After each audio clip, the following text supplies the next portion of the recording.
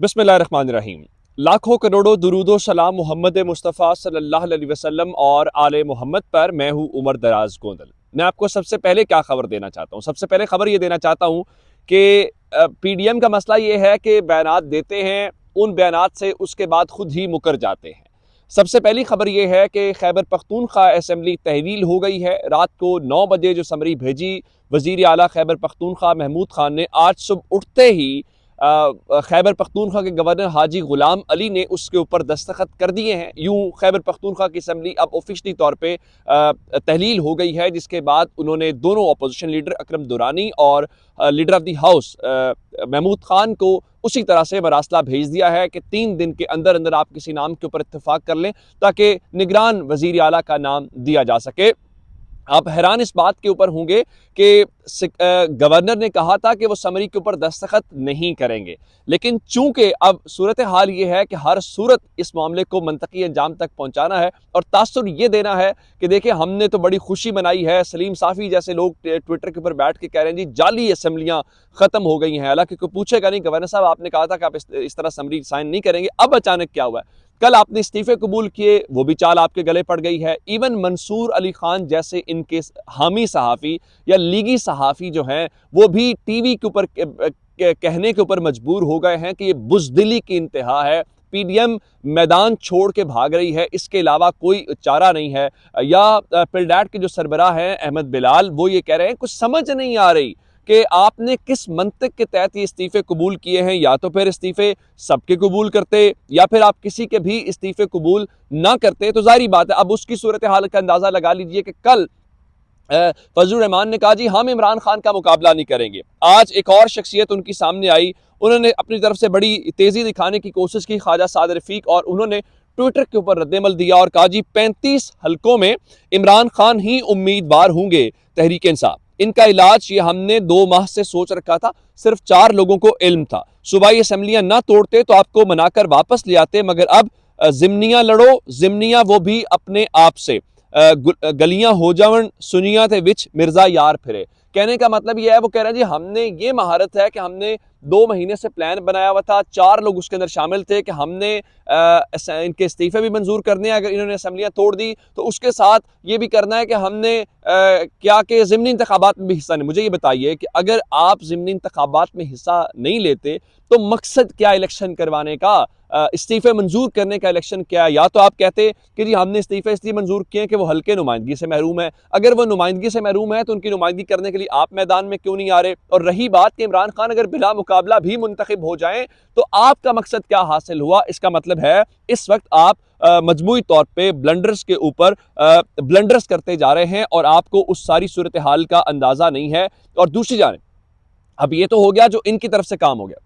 पाकिस्तान तहरीक इंसाफ ने आज स्पीकर कौमी असम्बली से राब्ते का फैसला कर लिया है। आज पाकिस्तान तहरीक इंसाफ जो है वो स्पीकर कौमी असम्बली से राब्ता करेगी और उनसे ये कहेगी कि चूंकि आपने हमारे इस्तीफे मंजूर नहीं किए हुए, और अब या तो फिर आप सारे इस्तीफे ही कबूल करें, मजीद 70 इस्तीफे कबूल करें, उसके अलावा तो आपके पास कोई चारा नहीं है। और अगर आप इतने इस्तीफे कबूल करेंगे वो भी आपके गले पड़ जाएगा। इलेक्शन कमीशन ने कहा कि इतने हलकों में हम ज़िमनी इंतखाब नहीं, फिर आपके ऊपर और दबाव बढ़ेगा कि जनरल इलेक्शन की तरफ चले जाएं। वो मैं आपको बताता हूँ कि जनरल इलेक्शन वाली खेल क्या हो रहा है। उस पर उन्होंने उनसे कहना है स्पीकर से हमें अपोजिशन लीडर का ओहदा दें, चेयरमैन पब्लिक अकाउंट्स कमेटी का, और पार्लिमानी लीडर के ओहदे पर पाकिस्तान तहरीक इंसाफ के नॉमिनेटेड बंदे को। उससे होगा ये कि अगर एतमाद का वोट आता है, अदम एतमाद आती है, तो ये राजा रियाज और ये जो नूर आलम खान जैसे लोग हैं, ये सारे के सारे इस सिलसिले में वहाँ पे इनके गेम हाथ से निकल जाएगी। अब मैं आपको जो खबर देना चाहता हूँ वो ये है कि इस पूरे सिनेरियो के दौरान जो आपको नज़र आ रहा है वैसा है नहीं, और जो नज़र नहीं आ रहा वो आपको बताना बहुत ज़रूरी है।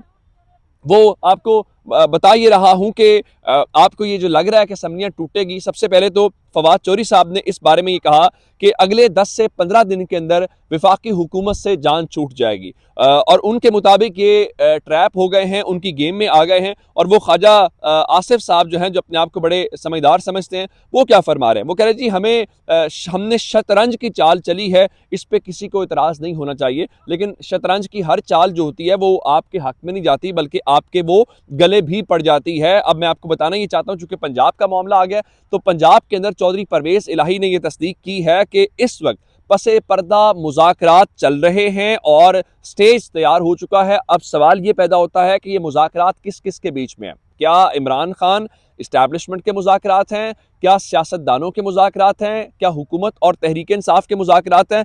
लेकिन बहरहाल ये बात ज़रूर है कि कुछ ना कुछ पसे पर्दा ज़रूर चल रहा है। और उन्होंने ट्वीट क्या किया, उनका इस दफ़ा इलेक्शन जनरल ही होगा। कुछ चीज़ें अभी पसे पर्दा मुज़ाकराती स्टेज पर हैं। लोगों का मुतालबा है कि आम इंतखाबात ही हों। इन बेवकूफ़ों को समझ नहीं आ रही कि मुल्क डिफ़ॉल्ट कर रहा है।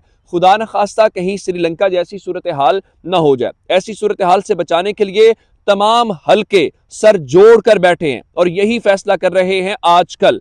इंशाल्लाह इन्हें जल्द इलेक्शन कराना पड़ेगा और 3 माह के अंदर इलेक्शन होंगे। इसका मतलब है तमाम हल्कों से मुराद फिर हम मुक्तदर हल्के, हम इस्टेब्लिशमेंट ताकतवर भी इसके अंदर शामिल होंगे। इसके अलावा तो फिर तमाम हल्कों से कोई वजह समझ नहीं आती, क्योंकि फजलुर रहमान साहब तो ये कह चुके हैं कि 3 महीने में भी इलेक्शन नहीं होंगे और हमने तो ज़िमनी इलेक्शन लड़ना नहीं है। जहां तक डिफ़ॉल्ट की बात है, मैं आपके सामने कुछ खबरें रखना चाहता हूं कि रवां माली साल के 5 माह के दौरान बड़ी सनतों की पैदावार में 3.58% कमी हुई है। यानी ये समझिए कि ये फैक्ट्रियां बंद हो गई हैं या इन फैक्ट्रियों ने अपनी प्रोडक्शन बंद कर दी है। इसका मतलब ये है कि लोग बेरोजगार हो गए हैं। सिर्फ नवंबर के अंदर बताया गया कुछ 5.5 या 6% के आसपास आपकी जो वो इंडस्ट्रीज़ हैं उनकी वो प्रोडक्शन कम हुई है। और अंदाज़ा ये लगाइए, हमें बताया गया था कि वर्ल्ड बैंक ने हमें 1.1 अरब डॉलर देने हैं। शहबाज राना साहब के मुताबिक पाकिस्तान के लिए एक बहुत बड़ी बुरी खबर या धचके वाली खबर ये है कि वर्ल्ड बैंक ने 2 लोन्स जिनकी टोटल मालियत 1.1 अरब डॉलर बनती है उसको अगले माली साल तक डिले कर दिया है। और उसके साथ उन्होंने कुछ और चीज़ें भी करती हैं। और अब पाकिस्तान को जो 32 बिलियन डॉलर इस साल के लिए चाहिए, जो कर्जों की मद में दीगर चीज़ें हैं, वो कहाँ से हम पे करेंगे, हमें इस सिलसिले में कोई किसी किस्म का इल्म नहीं हो रहा। दूसरी जानिब एक खबर अच्छी ज़रूर है जो आपको देना चाहता हूँ, और वो ये है कि रशिया और पाकिस्तान के दरमियान जो 3 रोज़ा मुज़ाकरात हैं वो आज से इस्लामाबाद के अंदर शुरू हो गए हैं। रशियन डेलीगेशन आया हुआ है, बहुत अच्छी बात है। उस डेलीगेशन से अगर पाकिस्तान को और पाकिस्तान की आवाम को कोई फ़ायदा मिलता है तो हम सबको इस सिलसिले में दुआ भी करनी चाहिए और इस सिलसिले में हमें ये सोचना चाहिए कि कुछ ज़रूर पाकिस्तान के लिए अच्छा हो। और इमरान खान तो पहले दिन से कह रहे हैं। अब आते हैं इस बात की तरफ, चूँकि कराची का मेयर का इलेक्शन भी है, लेकिन मैं आपको पंजाब के हवाले से बताना चाहता हूँ। जिस तरह वहाँ पे खैबर पख्तूनख्वा के गवर्नर ने वज़ीर आला को कहा है कि, और अपोजिशन लीडर को, कि 3-3 नाम दे, यहाँ पे भी कहा, बात नहीं बनी। उसके बाद अब मामला रात को गवर्नर ने स्पीकर साहब के पास भेज दिया और स्पीकर साहब ने 3 अरकान के ऊपर 6 अरकान टोटल के ऊपर मुश्तमिल कमेटी बनानी है, जिसमें 3 गवर्नमेंट के हैं, 3 अपोजिशन के हैं। मैं तो आपको गवर्नमेंट के नाम बता देता हूँ। मियाँ असलम इकबाल का नाम है, राजा बशारत का नाम है, हाशिम जवां बख्त का नाम अभी तक फाइनल किया गया। जबकि नून लीग की तरफ से खबर है कि मलिक अहमद खान का नाम है, हसन मुर्तज़ा पीपल्स पार्टी के, और खलील ताहिर संधू का नाम है। ये टोटल 6 नाम है जिन्होंने इसके ऊपर फैसला करना है। अब आ जाते हैं इसके ऊपर कि कराची वाली सूरत हाल क्या है। कराची वाली सूरत हाल इस वक्त ये है कि पंजाब वाले 6 नामों के ऊपर एक खबर सुन लीजिए। वो जो आहत चीमा का और मोहसिन नकवी का नाम आया, आज फवाद चौधरी ने कहा कि मोहसिन नकवी से उनका ताल्लुक बहुत पुराना है, वो उसके ऊपर तनकीद नहीं करना चाहते, लेकिन उनको इस मनसब से खुद दूर हो जाना चाहिए, क्योंकि इस सिस्टम में जो इनके साथ खड़ा है वो अवाम का विलन है। लेकिन जो नवाज शरीफ हैं उन्होंने तारीफ़ की है, उन्होंने कहा जी बहुत अच्छे नाम दिए हैं हमजा शहबाज शरीफ ने। हाँ जी, आहत चीमा से बेहतर नाम आपके लिए क्या हो सकता है, ये तो हमें पता है। अब आते हैं कराची की तरफ।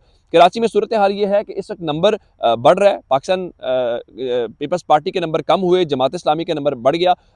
मेयर के हवाले से पीपल्स पार्टी क्या कह रही है? पीपल्स पार्टी ये कह रही है कि मेयर के लिए जमात इस्लामी को हमसे बात करना होगी। अच्छा, ये धमकियों वाली बात है। दूसरे नंबर के ऊपर जो मेयर बनना जिससे चांस है, वो क्या कह रहे हैं? वो हाफिज नईमुर रहमान कह रहे हैं जनाब पीटीआई की सूरत में उनके पास बेहतर ऑप्शन मौजूद है, मेयर जमात का ही होगा। उनके मुताबिक 2 नंबरी की गई है और हमारी 2 सीटें और बढ़ गई हैं। उनके मुताबिक अगले 100 साल भी पाकिस्तान पीपल्स पार्टी कोशिश करे और कराची के अंदर इनको मेजॉरिटी नहीं मिल सकती, अक्सरियत ये हासिल नहीं कर सकते। उन्होंने कहा है कि अगर आज दिन 3 बजे तक फैसला ना हुआ तो तमाम अजला के अंदर हम धरने देंगे, डीआरओ ऑफिस में धरना देंगे, और अगर ज़रूरत पड़ी तो हम पूरे मुल्क की शाहराहों को भी जाम कर देंगे। अब इस सब के बीच में एक पार्टी जो है वो इम्पॉर्टेंट है। इम्पॉर्टेंट से मुराद ये है कि वो एक रेलिवेंट कैरेक्टर है। वो कहते तो यही है कि हम बड़ी इंडिपेंडेंट पार्टी हैं और हम किसी टेलीफोन के ऊपर, फ़ोन के ऊपर रब्ते नहीं करते। लेकिन आज खबर ये है कि एमकेएम पाकिस्तान जो है उन्होंने भी आज अपने आइंदा के लाहेअमल का ऐलान करना है और वो कह चुके हैं जी अब सियासत जो है वो ऐवानों में नहीं होगी,